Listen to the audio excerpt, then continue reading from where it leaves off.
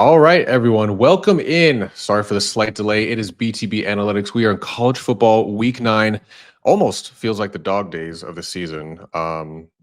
It's great. It's the dog days in more than one way. And we'll get that's a little bit of tease for later on as we get into the model predictions picks here. But again, a lot of good matchups to break down for you guys. We're going to be talking off the numbers, model predictions, CFB landscape, all of it as usual. Stick around. Let's get into the show. Give a damn about a hater when I feel like it. Not today, not today, not today, not tomorrow. Get out my way, please. I'm trying to get paid. Not today. All right, your boys are back in the saddle. All three of us. We were separated only in spirit because we were together this past weekend at the Bama and Tennessee game, which was dope. To use the word, go Vols, baby. But I'm just going to be honest. We're feeling it still, boys and girls. I mean, there's a little bit of us, probably still in Knoxville at the moment. A lot of us. We got a lot to get through. We're gonna keep it going for you guys. So let's talk matchups, okay? Let's head into Friday Night Lights. There's a couple going on. There's games going on right now as we speak. We're in the middle of like 50 some days of football every single day between college and NFL. So let's talk about Boise State and UNLV. Friday Night Lights. All right, this one's gonna could be a barn burner. At least another kind of foreshadowing element here of what I'm predicting. We make the number 3. The market was at 3, so we don't show any value in this from either side. But Seth, let me know if I'm under or overthinking this. But how complicated does this really get for Boise State, other than just keep handing Ashton the ball and you don't got to worry about anything? Well, yeah, I mean, I that's what I would have thought. But going into the numbers, you actually see a bit of a different trend here. So UNLV's offense, 27th passing offense, 23rd rushing offense. Boise State, 8th passing offense. And everyone knows they're the number 1 rushing offense in our database. The interesting thing there you're going to look at is that run rate over expected. If you look at Boise, they're running the ball about 3% less than an average team. So that's a bit perplexing to me, why exactly that is. And then I saw this other really interesting stat. If we actually go on the defensive side of the ball for UNLV, their run rate over expected for teams going up against them, so their defensive matchups, UNLV is seeing a 40% pass rate over expected on defense. Now, obviously, this is a function of UNLV playing basically from a lead and teams needing to pass to catch up. So to me, this is a high variance game because you're thinking Boise State should just be running the hell out of the ball, but they're not exactly doing that on every play. And then UNLV, I mean, most teams are trying to pass against them only because they're trying to catch up. So yeah, can Boise State here just ground and pound the ball? And does that kind of throw UNLV for a loop? It'll do one thing for sure. It's going to limit the number of possessions. And, we can kind of see both these defenses aren't all that good. They're basically UNLV's passing defense 62nd and 60th against the rush. And Boise State's 95th against the pass and 75th against the rush. So to me, that's the question. What is Boise State's going to attack be here? Because they can throw and run the ball. And if it's on the ground, does that kind of throw UNLV for a little bit of a loop? You can see we don't really show value here. Market kind of agrees. This got open at 3, got to 4, back at 3. So I don't know. Yeah, Steve, to Seth's points, UNLV is going to technically be the most stout rushing defense that Boise has played. I mean, they're a top 50 defense. I think number 50 exactly so far, which is again the best that they've faced so far to date. But to Seth's point too about Boise obviously being the number 1 rushing team, they're not a bad offensive team. Period. Like they can also pass the ball here. So aside from like maybe a potential like game of chess in terms of matchups here, what do you agree that it's going to be a high variance situation? I'm not entirely sure, to be honest with you. I definitely agree with Seth and what he's saying about UNLV's pass defense and their run rate over expected, because their offense is just putting up such numbers. I mean, they've had 3 of their 7 games have been complete blowouts. So teams are having to throw the ball just to stay in the game. What I am looking at, though, I mean, one, this is a rematch of last year's Mountain West Championship game, and I think it's going to be just as exciting. But it's Ashton Genty's world, and we're all living in it. The one thing I will say, what scares me about a Boise State team, if I'm, UNLV or any other, opponent there, is yeah, they have a balanced offense. It's just Ashton Genty is just so efficient at what he does. He's averaging 9.9 yards per carry. He's tied second for the most rushing touchdowns in the country behind Bryson Daly. Go Army, be Navy. But he's played a game less, right? And then the same thing goes for excuse me, he's tied for second rush touchdowns with Dylan Sampson, go Vols, who just came from Tennessee, but again, playing the game less. So he's getting it done on the ground. And I think that's what makes Maddox Madsen's job so easy as quarterback there, because if you're going to try to stack the box against Genty, well, then you're going to leave your corners and your safeties on an island there for one-on-one coverage. And I think that just makes Boise State's offense so efficient along with their run game. But it all starts and ends with Ashton Genty in my mind. I will make a case for UNLV. Looking at, you mentioned about their defense being top 50. They do have some pretty good corners. Both their corners and their strong safety are grading out as top 25 DBs in their position per PFF. So can UNLV actually try to stack the box, limit Genty on his yards per carry, on his effectiveness, his efficiency, and then leave their corners out there to also stop the pass game? That's going to be the game script for me. I think they're going to have to do if they want a chance in this game. But I do like the -3 Boise State. To your point, Kevin, I'm trying not to overthink it. Yeah, precisely. I'm kind of glad, though, to your point, Seth. I agree with the high variance situation. I'm kind of glad we're not on this from a model standpoint, because I would feel gross about it. But yeah, I have a few more thoughts on this one. I'll save for off the numbers, because this is the game for my play personally. But yeah, it should be good. I think this is gonna be, we hope, the good Friday night matchup. This is the battle for the playoffs, yeah. Both these teams have to go undefeated, don't you think? Or like if whatever team's going to make it to the playoff, don't they have to go undefeated to get that 12? Well, both have a loss already, but from here on out, you mean undefeated? Yeah. Like here on out. Yeah, from the Mountain West. I mean, yeah, 100%. This is the battle for like the 12th seed in my mind. Yeah, I think you could be right. Actually, in fact, I think you are right. I don't see how either of these teams get in with 2 losses. So I don't think so. Yeah, you would need absolute chaos. Yeah. All right, should be going though. Let's head into Saturday. We got a pretty stacked slate, I think. First one up, let's head to Illinois, going against number 20 Illinois. Shout out against the number 1 Oregon. I just have an open-ended question for you, because I seeing the numbers that we track and use, and kind of the number we make it, and what the market is doing. Is Illinois not getting enough love in this situation? They're spotting what? They're spotting 21.5 basically right now. I think this opened. Did this also open at 21.5? Opened right at 20 and 21. Sorry, 2021 exactly. Yeah. So and yeah, just kind of breaking down some. Okay, you want some trends? Here's some trends. Oh, Oregon 0-3 against the spread as a home favorite. Okay, not trend anymore, but there's a couple of interesting data points, and I want to get your guys' thoughts on it. So Illinois is a top 30 team in per play efficiency when throwing the ball. Oregon, however, just kind of a strength on strength situation, number 21 in passing efficiency allowed per play. Oregon's defense. This is the part where I'm like keying in, and I can't like unthink these thoughts. Basically, that Oregon, I using game on paper, shout out, number 102 in the country in EPA per play allowed when the opposite team is rushing, or the opposing team is rushing, excuse me, and number 105 in net success rate. So I just using the combination of like the eye test, what we've seen from Dylan Gabriel, they showed out versus Purdue last week, but they've had their moments just enough times for me to be like, this is a good Illinois team. Is 21.5 too much here? No. Oh, you think it could be more? It's not enough. Yeah. I think it's Oregon. And wow. I think if you kind of hit it on the head there. I mean, Illinois, 9th passing team, 82nd rushing team. Oregon, 11th against the pass, 94th against the rush. But Oregon, 22nd passing, 48th rushing team. Illinois, 33rd against the pass, 105th stopping the run. I think this is just like we said when Oregon played Ohio State.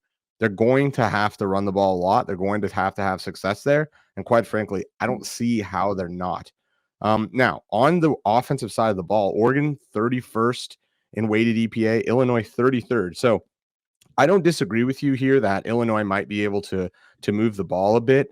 But I think ultimately what's going to happen is you're just going to see Oregon run it, whether it was Gabriel or their running backs, and they're just going to chew up clock. They're just going to pull away. We kind of saw this when they played Purdue, and we saw the tale of two different outcomes there. Illinois had to go to overtime. Oregon beat them 35-0 or 35-3 or something like that. I mean, they had a lot of success. And I think the other thing, we have seen Illinois have success except against the top talented teams. Now, Nebraska's on the way up. I think next year is going to be a really great year for that program. But when we've seen Illinois play the Penn States and now the Oregons, this is when we've seen them not be able to compete. And when we look at talent, if we rank the talent composites, Oregon's the 4th most talented roster. Illinois falls to 55th. And so I think this is just going to be one in the trenches. And I just don't see. I'm with the model here. I think Oregon's the right side. Okay, Steve. Yeah, Illinois lost to Penn State only by 14, and Seth mentioned Nebraska. Okay, maybe not their year, and maybe same with Michigan too. Beat Michigan outright by 2 scores. So, I'm not advocating necessarily that they have a chance to win this game. I don't think that's not where my head is at all. But I think I'm struggling. What do you think about the 21.5? Because I'm struggling to see how Oregon just blows this.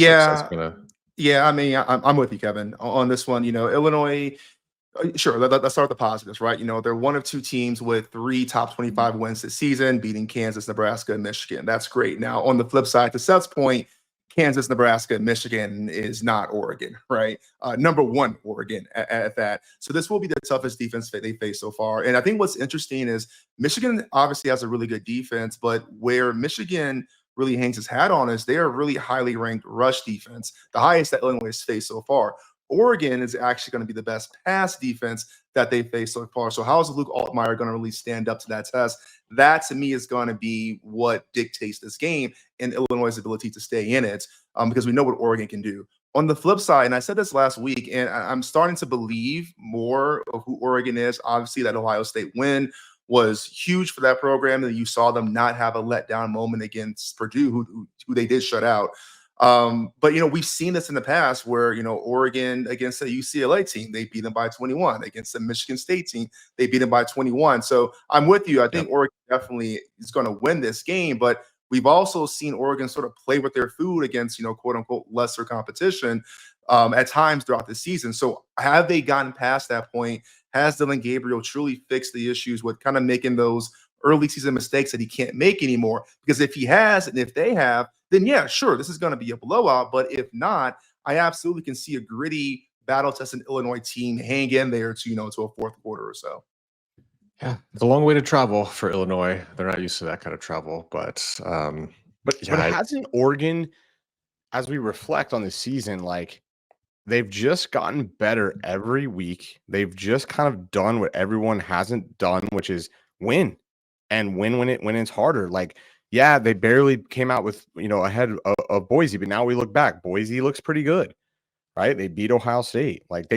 They didn't cover against UCLA. Is UCLA this weird team that's just covering all their games? I don't know. They're sneaky building a resume that looks very different, I think, in the real time than when we went in the season, when we're thinking this is just going to be this dominant team. Sure. But technically speaking, they're dominating in that they're winning.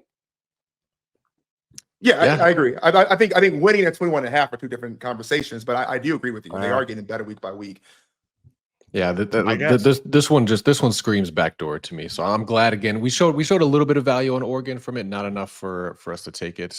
So I am once again grateful because I feel gross about this one. We make this something really awkward. It's something here. I can pull it up really quick. We make Oregon minus 25.5.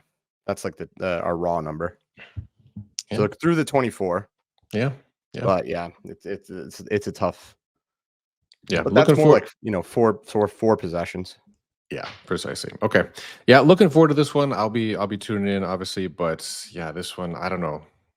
I don't know. I just got a weird one of those unknown kind of. This also feels like a high variance potential situation to me, Seth. To your point about Boise and UNLV. So, all right, we truck on though. There's a few other matchups we want to get to. Let's head to the SEC. Okay, let's go to Mizzou and Alabama. Number 21 Mizzou, number 15 Alabama. All right, I don't know how else to describe this Alabama team other than reeling. They really started off hot. Jalen Milroe kind of came on, was one of the leading candidates or kind of co-favorites at one point for Heisman. He's his stock and the team stock have since effectively plummeted. They lose to Vandy, they barely beat South Carolina, then they lose to Tennessee. So it's been a weird month for Alabama, to say it one way. Seth, my question to you is, what does Bama actually do well on offense anymore? I mean, that's the one thing I've been struggling to parse through, like with this game, or just how they started off so hot, and like is the issue on what side of the ball? How do you parse through that type of stuff? Yeah, but that seems a pretty overreaction to me. I mean, we were at the Tennessee game. We were there live. At every point that game felt like Alabama was winning. All of a sudden, we were just even the crowd. We were joking, like all of a sudden the crowd's like, "Oh shit, we might actually win this game." And then they like started, going crazy. But I don't know. I think this is a bit of overreaction. Now, I will say this: Alabama obviously can't lose another game. Like if they want to make playoffs, but I don't know that a 2-loss team, when we look back, is not going to be all that uncommon. We're just kind of getting in the thick of all of the conference play, and Georgia just has to slip up one time to be in the same situation. Texas has to slip up one time. Like Mizzou has to slip up one more time, right? And to your point, this game is interesting to me because Mizzou is better defensively than we forecasted going in the season. Against the pass, they're 45, and against the rush, they're 25th. But they are 8th in defensive weighted EPA and 3rd in equal rate over expected. So that's pretty interesting to me. Are they going to be able to sustain this against Alabama? We've seen early money come in and support Mizzou and now move this from 14 to 13. Mm-hmm. I would fade the market right here. I think that I think this is an opportunity for Bama to kind of show up, win by 2 possessions. When you say what do they do well, I mean they don't do anything, top 10 well, but Alabama's throwing 36th and rushing 28th, right? And so if there's enough there, in my opinion, to be able to beat Mizzou. Both of these teams struggled against Vandy, and now that we look back, right. is that Vandy actually just being good this year? Yeah, I don't know, Steve. Yeah, what are your thoughts? One last point I wanted to add on Milroe. Like, he's got 6 picks this year, and according to Bill Connolly, 5 more turnover worthy plays. So I said it when we were in the stands. Like, Alabama had 3 chances to win that game or tie it or have an opportunity to be in at the end. I'm like, all right, first drive, Heisman winning drive for Milroe, fucking 3 and out. Second drive, all right, he's got another chance. Heisman winning drive. I don't know what happened, 3 and out, or they didn't do shit. Last drive, pick to seal the game. So he for me has been the kind of catalyst in them. Yeah, just underperforming this last month. But what am I missing, or what else do you have on it? Yeah, I mean, one of the big things, and I do agree with Seth, I think this might be a bit of an overreaction. And I get it because my gut reaction, going to that Tennessee game, my gut reaction was, oh no, Bama's in trouble. And then they lost to Tennessee. And my gut reaction is, oh, Bama, is this the collapse of Alabama? Saban's gone 1 year and the dynasty ends. But I think for me, the biggest thing here is going to be, let's go back to the strength of schedule, right? We talked about this for Mizzou's benefit going into the year, talking about the playoff futures and things like that for seeding. Can Mizzou sneak their way into an SEC title game? Because at that point they had by far the weakest strength of schedule. Not anymore. Right now they're going up against Bama, who has the 2nd hardest strength of schedule, and a lot of that's because it's SEC football, right? So you look at Bama and their 2 losses, and yeah, there are definitely things that are concerning, but I don't know if Mizzou is the team that can exploit those things to the level that Tennessee can exploit them. And, Vandy, I think Vandy is a better loss than what we thought in real time, for sure. But let's also not pretend that Vanderbilt was supposed to be Alabama. And we go back to, is this some of this just the culture shifting of Alabama playing with their food, and you F around and you find out. So for me, I think that's going to be the biggest difference. I get the 2 losses suck, but for Mizzou, I don't know that they can do the things that Tennessee has done to them. And the last thing I'll say is PFF has a nice stat. They look at passer rating, both clean and under pressure. And to your point, Alabama can run the offense with Jalen Milroe, but a big part of his game is his ability to scramble and extend plays. Sometimes that works to their pressure or their favor, and sometimes it doesn't. Alabama's passer rating with a clean pocket is 116.4, pretty good as we'd expect. Passer rating under pressure drops down to about 78, but that still leagues and above what Mizzou is. And so I would have a lot more. I would expect Alabama's defense to influence Mizzou more than I expect Mizzou to influence Alabama. And the last thing I'll say is we saw Mizzou go up against a top 15 team in Texas A&M, and they got absolutely dog walked. So I get the concern, I get the hype, but I'm not quite buying it. Yeah. And one more stat here for Mizzou. When you ask what's Alabama do well, what's Mizzou do well in order to cover this? Mizzou's offense is not paying off drives.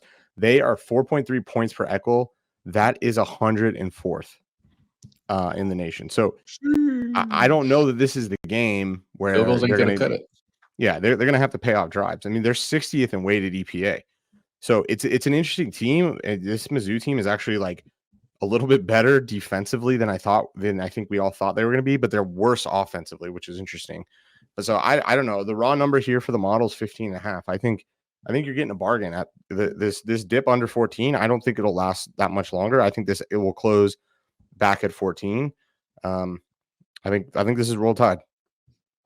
Yeah. The market has been pretty active. It got to 14.5 for a hot second, but then they got bought back down. So yeah, maybe the market the week is still young. The market is still slightly immature. So we'll see what they do with it. So all right, let us know. Appreciate everyone tuning in right now. If you have any comments or questions as we're going through these games, please drop them in the chat here.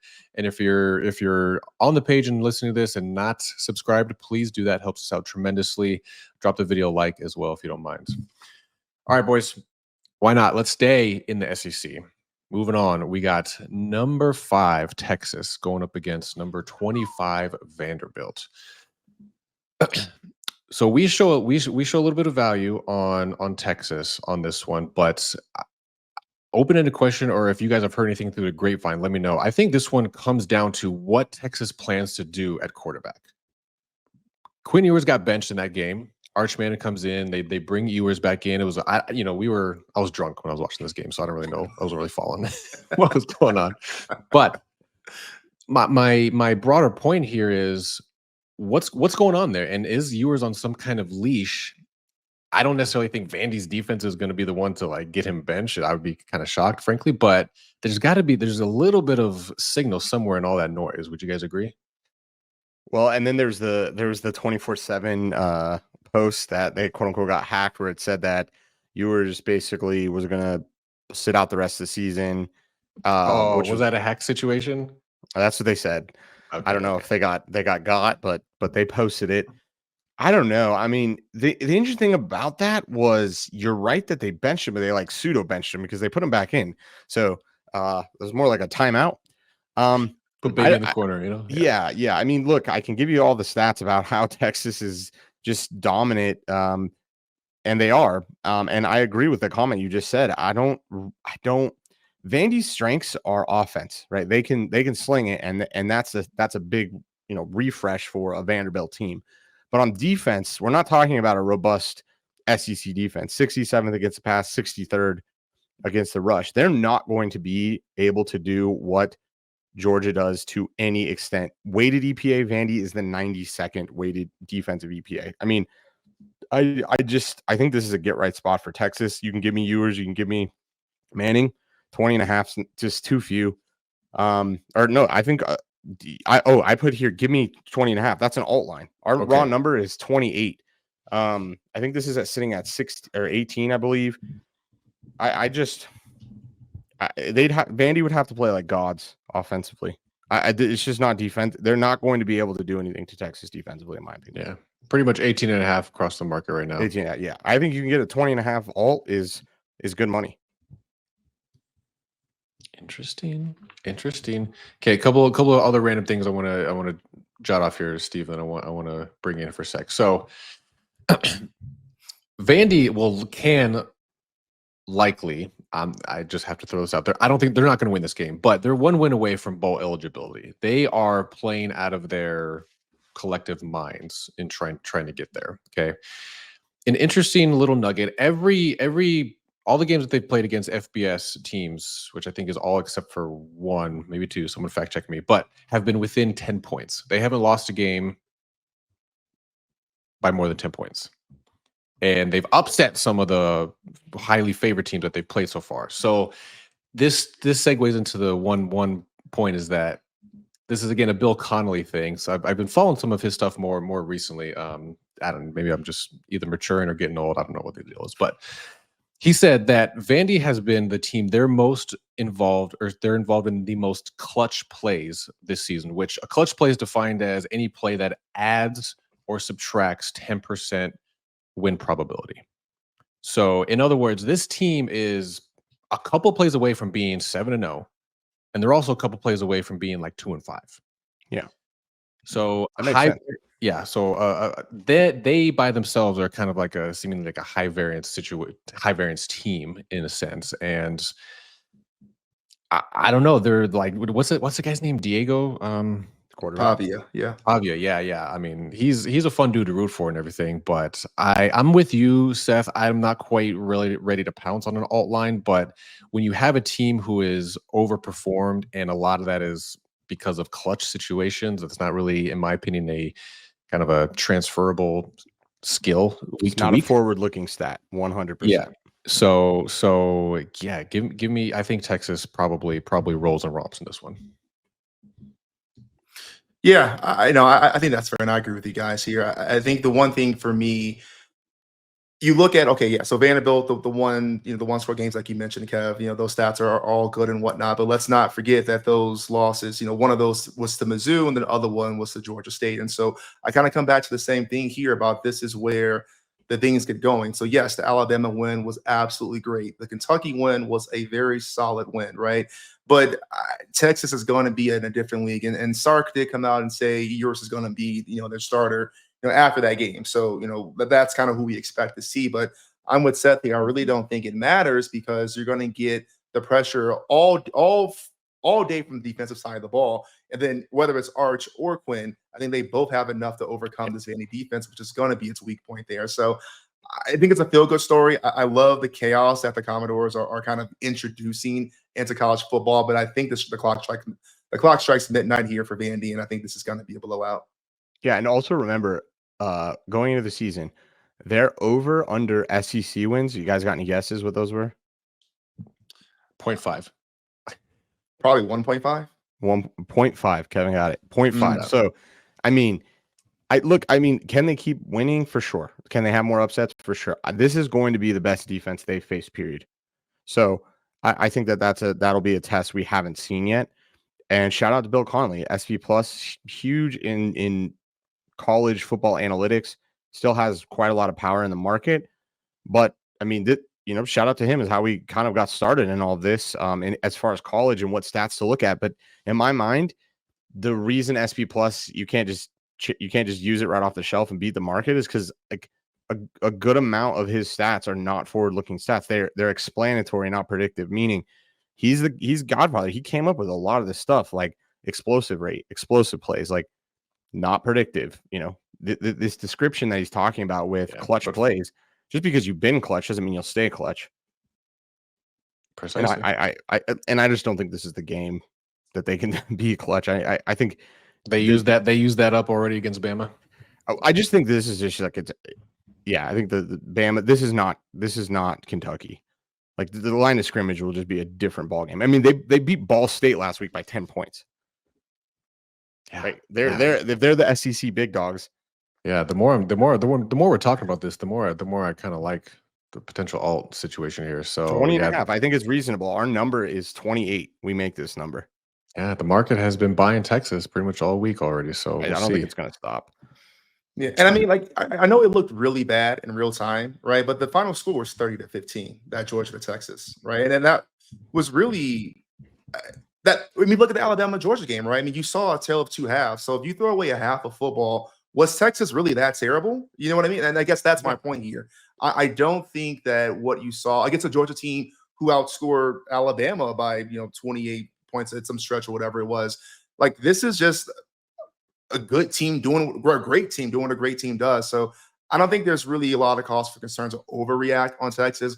Georgia is not Vandy. I think that's going to be well apparent come Saturday. And the model called that too. If you want to have faith Yeah. in anything, the model called Georgia over Texas. So, Right. If you listen to the data, here's the model actually modeling out this matchup.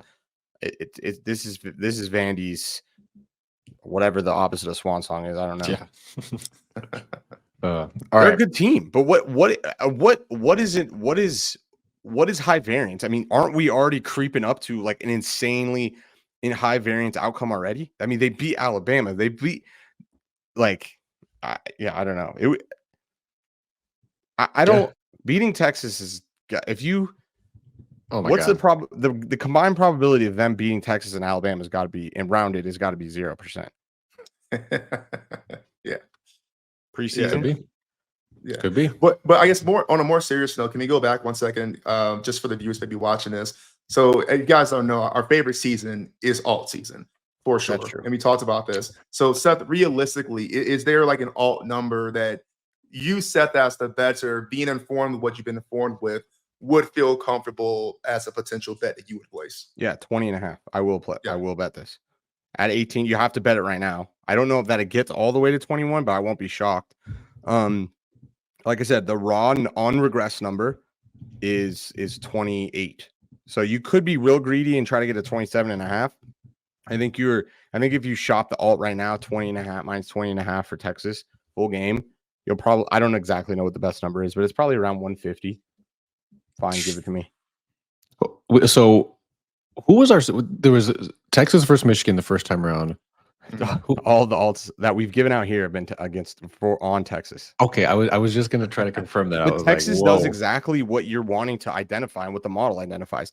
It's these teams with high efficiency pass offenses going against teams that struggle defending the pass, and they're usually combined with a good run offense, but it's that passing offense that when you get that specific synergies, like just because think about it, if they ground and pound, all of a sudden they can just throw for 30 yards on a play. Like you can just accumulate points so fast. And I think that's what the model's seeing here. Yep. And also from a talent level, this is Texas, I think, is the number one. No, they're number 2 to OSU. Ohio State, I think. Yeah. Yes. Okay. All right. Well, so it shall be written. All season for Texas. Round 3. Let's go. Texas is back, baby. All right. Speaking of round 3, let's go on to one more matchup here. Round 3 for the SEC matchups this week. Crazy. We got 3 of them that we're talking about. We already talked about Mizzou, Bama, Texas, Vandy. Now we're going to LSU against Texas A&M University. We made the number 2, and we don't show any value in it from either side here, but the cannibalism in the SEC just continues. It's going to continue, I guess. Yeah, it's not going to stop. Yeah, both teams coming into this one are undefeated in SEC play, so that's exciting. And then LSU, Steve, they like to throw the ball, and they're good at it. They have a negative 14.5% run rate over expected, basically. So in other words, they're throwing the ball 15% more than the average team. And like I said, they're good at it. Top 5 team in like EPA, in EPA per game when throwing, and number 12 in success rate. So the market hasn't done much. The market hasn't done much with this one. This is currently at 2.5. Technically opened at 3. Did touch a 4 in favor of A&M here a minute, but is now again back down to 2.5. So coin flip game as far as the market's perspective now. But why shouldn't I just want to take LSU on the points here? Because I like a lot of what they're doing versus A&M. Yeah, I mean, so do I, right? I mean, obviously we talk about Garrett Nussmeier a lot during the podcast over the last few weeks and what that offense is doing. And on the flip side, you look at A&M, like, sure, they look good. You talk about the run rate over expected. They're kind of the opposite, right? Not quite as extreme as LSU is, but they like running the ball. And Le'Veon Moss is an absolute beast at doing that. You know, he kind of protects Marcel Reed at the quarterback position, if I'm being honest. So it's one of those things, though, where, yeah, A&M does hang their hat on their defense, and that's always been one of LSU's sort of, you know, bugaboos, if you will, over the last few years. But they've slowly and surely have kind of improved that week in and week out here. So I got to be honest, you know, I would never claim to be smarter than the market, but I don't quite understand the move here. And I'm with you. I have a hard time not just kind of backing LSU in this spot right now. Okay. Oh, wise one. Lead us astray or lead us to the promised land. Yeah, well, I mean, that's why you build a model. You can see what the model makes it. So that's why there's not movement, because we make it basically what it is. This game comes down to two things for me. It's going to be LSU's defense, because LSU's defense, we look at these numbers, they look atrocious. They are atrocious. The LSU is 105th against the pass, 37th against the rush. The interesting thing about this LSU defense, they are a bend don't break defense. 97th in elko rate over expected. So they're letting teams drive. The interesting thing here is in points per elko, they dropped to 20th. And, you know, that basically means they're allowing teams to get to the 40 or better. But once they get there, they're not really paying. They're not letting teams, you know, score touchdowns. They're getting field goals. The other thing here is, can Texas A&M take advantage of the 105th passing defense in LSU? Like, you need to show me that Texas A&M can throw the ball. This does get a little bit, in my mind, pretty close to the Mizzou game. It's not exactly the same situation, but we saw Texas A&M have success against a Mizzou defense that, quite frankly, on paper is much better than this LSU defense. And so for those reasons, if I were to have a lean, it would be in the A&M direction. But I think you're just betting on a lot of hope here. You need to see that Texas A&M can actually finish drives. We haven't actually seen that. They're 110th in points per elko on offense. So this is a team that isn't paying drives off, and they're going up against a defense that doesn't allow you to pay those drives off. So you need to show me, if you want an A&M backer, that you're going to be able to do that. And I think you're going to have to do that through the air. So to your guys' point, I'm not far off here from you. I'd just stay away from me, but yeah, that if you want to be on the other side, I think that's the key there. And I'm not sure that you're going to get that. You can hope you're going to get that. I'm not sure you're going to. And as we all know, hope is not a strategy. Hope is not a strategy unless it's alt season. No, then all bets are off. I think we make. I don't. We probably make it here. I can pull it up here. Texas A&M. Actually, we make this game 0.05. So, meaning it kind of leans in the direction you guys are talking about. But I mean, 2 points, not a key. You know, not key points here. But your model tends to agree with you a bit. Sheesh. All right. Yeah. Maybe I mean, right all along. Maybe. Yeah. I'm kind of, I mean, of all the games that we talked about so far, I mean, none of them are official model plays at the moment. And I'm kind of, I will bet about a third of unit on Texas alt 20.5. I think it's a really good bet. Yeah, I think it's definitely an EV bet. It's definitely model informed, but yeah, it's not like an official model play. I'll bet it myself. I think there's value here. I'm actually trying to pull it up. FanDuel's giving me a little bit of a hard time, but I actually have it up in front of me. Minus 20.5 plus 106. So it's not even really that sexy. You might want to shop that. Yeah. Okay. All right. We're going to keep our eye out. Yeah. And if we give that out, or if, you know, we'll 27.5 best price. Oh, whoa. You're getting real all like. Jesus. All right. Are you still drunk? We got to move on. No comment. Hey, shout out Clancy's. Shout out Knoxville. Hell of a weekend. Yeah. Anyone I know there's a few people in here watching this right now. Just curious. We try to do a game every weekend. Seth and Steve have done 5 at this point. I think I've done 2 of them. Let us know if you're here and have gone to any cool ass college football experiences, any cool football games. Let us know where we should go next, because we're gonna try to do one every year. So, all right, let's zoom out. We went through a bunch of good matchups here. Let's talk CFB Landscape for a little bit here. So let's pull up our handy dandy power rating chart here. So, yeah, some interesting movement at the top, given a couple of recent upsets, if you will. Oregon, obviously number 1. Who I didn't even remember who's number 2 now. Is it Ohio State? The AP poll? I don't know. Maybe Georgia. I guess it might be, yeah. So okay, nonetheless, I wanna get your high level thoughts here. I forget if you guys talked about this last week or not, so humor me for a second here. But the ACC in Miami, presumably, I don't know I haven't looked at the odds today, but they are probably they got to be the favorite by now. They have probably happened for a couple of weeks. But is anyone else in that conference giving you guys confidence that they can put up? Maybe Clemson, Let's right? not Anyone sleep on- else? yeah, I was gonna say, let's not sleep on Clemson now. Okay. But go ahead. Yeah. Besides maybe Clemson, but I don't know why I can't something about Clemson just doesn't. Maybe it's because I hate Dabo Sweetie. I don't know why. Maybe I have some bias that I gotta tap into. They're pretty closely priced. Okay. Plus 140. No, actually, Clemson is favored. Oh, fascinating. Okay, so they're very close. So it's like Yeah. 1A, 1B kind of thing. Because you Yeah. can get like 115 for Clemson at one book, but it's 130 at a different Okay. book. But then so yeah, so they're so very close. yeah, so in terms of overall power ratings or just general thoughts on the ACC in general, like it's a 2-horse race, right? Yeah. But I think the real question is, can more than one ACC team make the playoff? You know who's third right now? SMU. Shout out. Let's go. Let's go Mustangs. Yeah. Can two teams make it from the ACC? Is your question? I don't. Yeah, my opinion is no. Do they play each other? Do Clemson and Miami play each other in the season until the ACC potential championship? Okay. They don't. But so humor me here for a second, right? So obviously there's a lot of time to go left, but current top 12, right? You got in order: Oregon, Georgia, Penn State, Ohio State, Texas is number 5. Oh wait, hold on. This is okay. And then Miami's number 6, Tennessee's number 7, LSU 8, Clemson 9, Iowa State 10, BYU 11, Notre Dame 12. Now we know one of those has to get bumped for the G5 winner, right? So someone's gonna lose out on a spot there. So let's just, for the sake of argument, say you bump down the number 12 spot, so Notre Dame's out.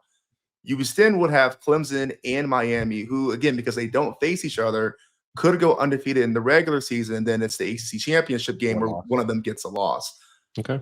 I don't know. To your point, Seth, I'm not saying it'd be easy, but I think you could get 2 ACC teams in, because I don't know if you get 2 Big 12 teams in.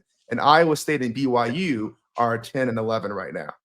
We're aligned on that. There's Big 10 getting 1 team, and that's honestly one too many teams. wait, Big 10 or Big 12? Sorry, Big 12. Big 12. Okay, Sorry. Okay. Big 12. No, Big 10 is going to get more than 1 team. Big 10 is going to get more than 1 team. Big 12 is going to get 1 team and only 1 team. And unfortunately for us, I think as fans, the Big 12 has nothing to offer this playoff. Okay. All right. We didn't quite talk about it when we talked about the Boise State UNLV game, but you see them there pretty firmly in we'll just call it the quadrant of elite. You know, I mean, how legit is that in your guys' opinion, given their schedule? Actually, pretty much given their schedule. I mean, we have a good data point. I mean, they played Oregon and they lose by 1 possession? By 3. They were winning that game. So we know they can play with the big dogs. Right. Yeah, I think that's going to come down to matchup, right? I mean, again, it's like we talked about it. They're just so efficient in the run game without having to be overly dedicated to that. Like, that's not all that they do. Yeah. So, I don't know. Now, to your point here, I'm just kind of double checking real quick. Sure, strength of schedule is always going to be a lot weaker, 93rd currently. So, but to Seth's point, right, we've seen one data point against the number 1 team in the nation. Now, they weren't that at the time they played, right? But all the team talent was there. So yeah, I think Boise State is definitely, they're obviously the front runner right now, also ranked number 17. They can cause some chaos. How much more than that, I don't know. I kind of see them. I don't know if you guys remember, like the Florida Gulf Coast University. They were like, a few years ago, they kind of ran it as a 16 seed or 15 seed, I think, and had an upset, and then they immediately lost. Like, that's why I see for Boise State. I can see them getting 1 game depending on who the matchup is. Yeah. So I just ran the Sims. So to answer your original question, Kevin. Yeah. The Sims really like Miami to win the ACC. The Sim makes it -123, then Clemson at +322. So they're for sure the favorite there. Yeah. Sorry, I didn't mean to cut you off, Steve. No, that was it. Can we talk about this Indiana team? Okay. Yeah. Horrible time to get your quarterback injured. Yeah. No kidding. Definitely. Can they actually do anything in the Big Ten? Let's see. Best odds you can get. It says 30,000, but there's no way it's real. Yeah, there's no way that's real. So Sims it looks like makes this number plus 2,600. Okay. But now they have an injured quarterback. Mm-hmm. Did anyone know how long he's out for? Have you guys heard that? That I don't know. Okay. That I don't know. Yeah. To your point, do they have a chance to like? Oops. Are they on bye this week? No, they are not. No, they've got Washington, right? Yeah. They have Washington. Okay. Washington. Yeah. Okay. Okay, damn it. I can't find that. Okay. Yeah, I don't know. I mean, presumably, yes. If he's out for any extent, more than one game, then that's obviously, I don't know to what extent that affects everything for them. But this has been a super fun team to watch. Like they absolutely shredded Nebraska, unfortunately, this past weekend. But yeah, we'll see, man. That's just looking at one of the most impressive wins, like this season. Or any Nebraska teams? like slowly like it's coming into focus. Like Nebraska's better than they were last year, but they're just right now an average Big Ten team. Okay. Yeah. Our producer, I don't know where you saw this, but he said likely missing just 1 week, could return for Michigan State, presumably in 2 weeks, according to Fox. Okay. Shut up. Yeah. All right. Anyone else? Let's pull up the landscape one more time, if we could. Yeah, I want you guys' thoughts. I want you guys' honest thoughts on this, and let me know if I'm being crazy here, because we talked about this last week. I have a bet in for BYU to make the playoffs, and essentially the thesis was they're going to win the Big 12. They are ranked now number 11th. They don't have to face Iowa State, who is their next competition, and all the other 0-1 loss teams have to face each other. With ASU losing, they're no longer a one-loss team. That is, quite frankly, their toughest test left. I saw a bet on FanDuel, make every moment more. FanDuel, please sponsor us, for undefeated teams. And BYU is at plus 360 to go undefeated for the regular season, not playoffs, the regular season. And so I'm looking at this, right? And they have, of their games, they have UCF. So of the, 1, 2, 3, 4, 5, 6, 7, 8, 16 teams, right? 16 teams in the Big 12, right? They have UCF, who is ranked 10th in the Big 12, although they're a frisky team. They're a lot better than their record shows. Okay. They have Utah, right, who's ranked 12th, and we've all kind of said that ship is done. They have Kansas, who's ranked number 11th in the Big 12. They have ASU, which I think is going to be their hardest game. They are 7th, I believe, in the standings. And then they end with Houston, who is second to last, so 15th. So besides ASU, and again, a UCF team who can be frisky, they're facing the bottom tier of the Big 12. And that's what we're banking on them to win. So at plus 360. Plus 360? Plus 360. Yeah. It feels like go ahead. It feels like if they get through this game at UCF, because they are dogs technically. I think they're 1.5 point dogs right now. Yeah, if they get through this one unscathed, and you obviously you got to lock that value in probably now today, or at least before the game. But I mean, the Sims do not show its value. It's negative EV for sure. It's so the number to price over 11.5 wins. The fair price should be plus 717, which you're implying that they're going to go over 11.5 wins. They're going to win 12 games, right? Right. So yeah, that would have to. Yep. Plus 717. The Sim show, you said? Yeah. Sheesh. I mean, it's tough to go undefeated, especially when you're just like a fucking mediocre. You're just a Big 12 team. You're nothing in this real college football world. But so are they. Yeah, you're nothing in the same small pond. Yeah, but when nothing of nothing, I don't know. Okay. I get it. The one thing that I think it's a good bet that you made last week. The other thing though, I didn't bring this up is I think you might still be able to get a number. So one, let's start there. For them to make the playoff, it's still EV, so that's a good thing to see. It's still the true number now is plus 116. You can still get like plus 220s and stuff in the market, so you're still spot on there. But the one thing I did remember seeing last week was the market for them to win the Big 12 was actually priced differently for them to make the playoff. So let me. I'm just trying to pulling this up. The Sims don't even have the Big 12. That's how bad it is. Okay, there it is. So BYU is now plus 380. So at DraftKings, making every moment less. So I think you might be better off. See, this is interesting. This is why it's hard to simulate this stuff. So the Sims show plus 116 to make the playoff, but they're plus 588 to win the Big 12. Yeah. So interesting. Those maths don't math. But remember, either do the books. And I spoke to Bud Elliott about this, and now that I've spent, that was a number of months ago. I understand what the disconnect here is. In order to run these sims, and in order for you to create make the playoff number, you have to make some assumption, right? Because we don't know what is going to go into the committee's mind. Sure. And so the assumption you're having to make is the number of wins that's going to get you in.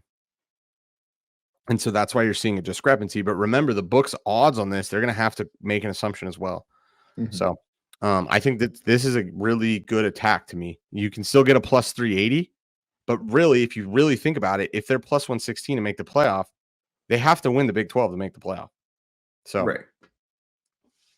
Okay. Or is there more value on a Kansas State? They're right now plus 2. The real number is 213, and you can get plus 375s in the market. Yeah. If we're to your point, Seth, like it doesn't feel good to even lock in value is with the Big 12. Like I'd rather just this is a shit show. Find me another conference with this value. Yeah, just burn money. Stay away. So wait, can we do one last quick thing? Please. Seth, you've been really big on Army. I'm just curious in your thought. Does Army legitimately have a chance? I mean, anything's possible while we play the game here, but they have to play Navy and Notre Dame. Because I thought I saw, and let me double check, but I thought I saw like a plus 2,000 something for them to 2,000 plus for Army to make the playoffs. I thought I saw that. Let me confirm. This was last week as well, so that may have changed. I don't even know if we have an Army number, to be honest.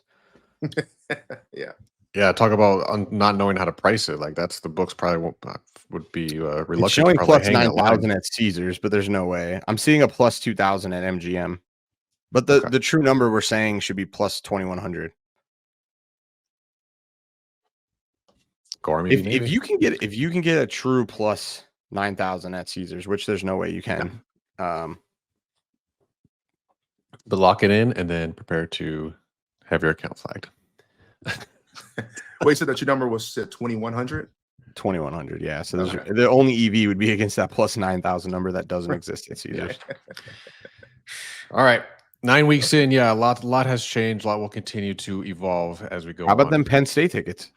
Hey, shout out! I'm holding a couple. So hey, there you go. Let's go. Yeah, we've talked about and have placed a couple of in our opinion good value bets. As we talk through the landscape stuff. So if you guys are tuning in, this is a good segment to pay attention to. In my opinion, think about some of these teams a little differently from a value perspective. So we've said it 3 different weeks. Sorry to cut you off there, but before we get into that, we've given out basically Jay Millero, which is not going to win at this point. Yeah.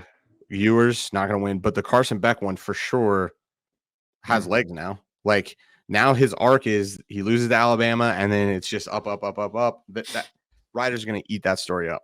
Yep. Everyone loves a redemption story. Yeah, exactly. Yep. The Penn State playoffs. I think there was Tennessee too. I don't have any Tennessee, but no Tennessee. I think it was Alabama and Penn State were the 2, but yeah. Okay. All right. Shout out. Let's move on. Regularly scheduled programming, boys. Let's head into week 9 off the numbers picks. Again, for anyone just tuning in or maybe not familiar, this is we have a model that we use to find value in the market and bet those games. We also have this segment called Off the Numbers where the 3 of us look at the market and either using the model as kind of a foundation or just a piece of the puzzle, and we make our own picks and we have a nice little friendly competition going. So let's run through all three of ours here real quick, and then we'll kind of give an overview here. So Seth, kick it off to you, man, if you don't mind. Lead Yeah, us no, off I for can go this first. week. Yeah, I alluded to it here. I'm my off the numbers are Indiana -6.5. I think you're getting a God's gift right here. Our true number on this game is 15.5, so over 2 possessions. This number is only 6.5 because of the injured quarterback. After what they did to Nebraska, I don't know that I'm all that concerned. It's not like, of course, they want to have their starter, but I think this team is talented enough to do whatever they're going to do against a good defense, and they did it to, again, a good Nebraska defense with that backup in. And Washington's strength here is not defense. So, yeah, give me the 6.5. I think it's a bargain. This originally opened to 7. I think the 6.5 is a steal. Yeah, You're I mean, basically getting a discount, 50% off. yeah, to your point, the market has been leaning and kind of favoring Indiana. It did touch a 7.5 for a little bit before coming back down. So who knows?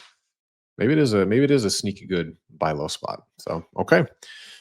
All right. Indiana -6.5. Steve, you're up next. What do you got? Yeah, just kind of talking about this whole BYU run and what they're doing here. I'm taking BYU money line over UCF. They're coming in as slight dogs, plus 105 on DraftKings. Make every moment less.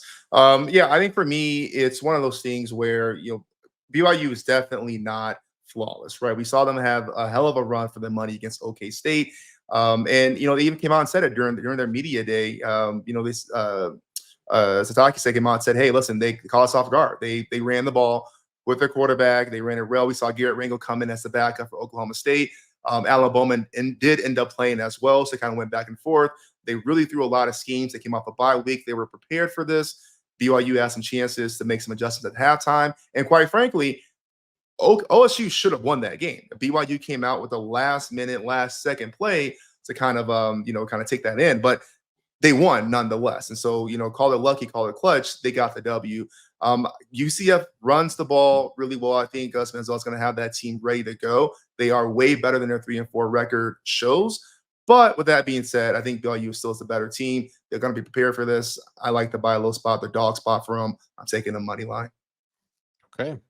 All right, BYU money line for Steve. Last up, I am going back to the Boise State and UNLV game. I locked in over 66.5 points, -105 at FanDuel. The thesis basically is solid offenses and mid defenses. We talked about a little bit earlier.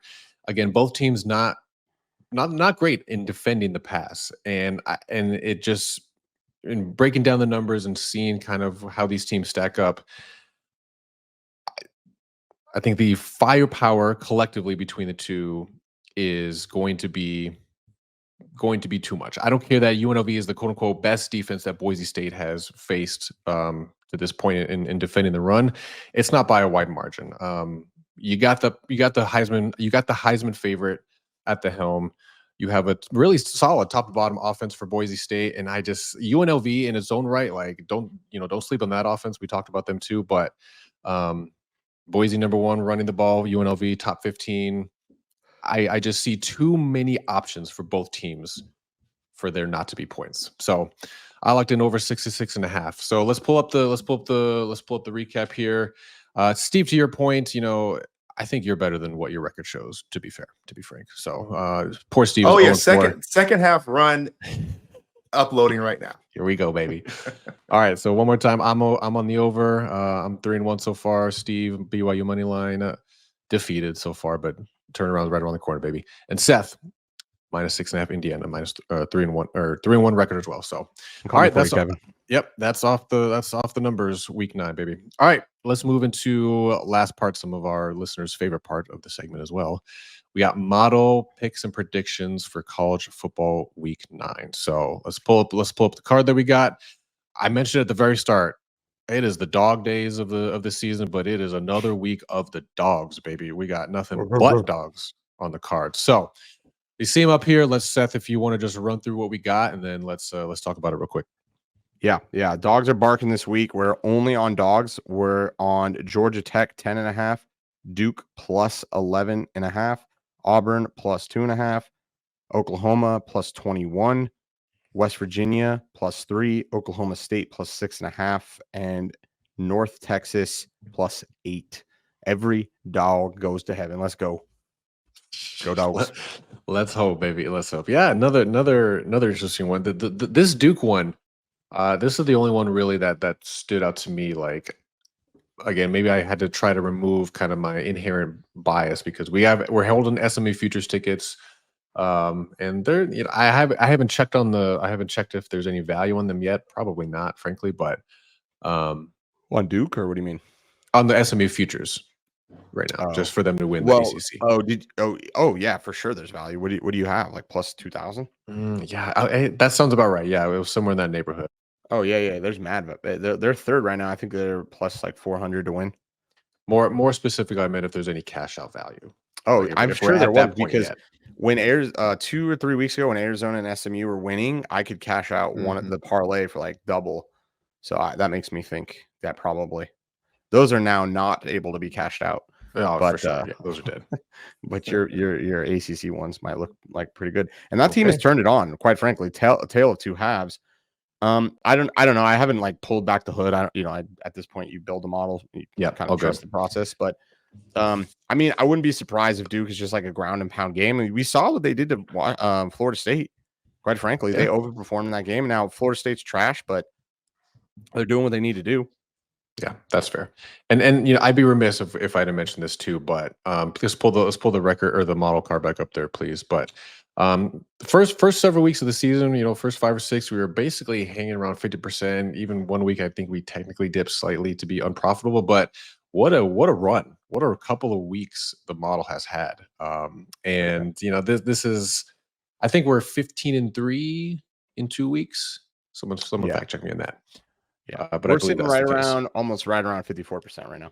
50. Yeah. What was it? What's the record? 53 and 43.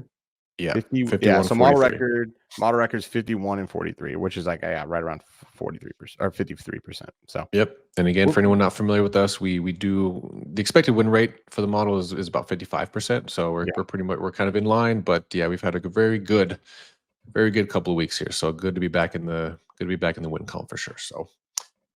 All right, boys, that'll do it. Another edition of College Football 3% Edge in the books. Appreciate everyone tuning in. Again, let us know what you guys think about any of these matchups while we're talking about them or after the fact. You're coming across our video. Let us know in the comments. We'll be happy to answer any questions.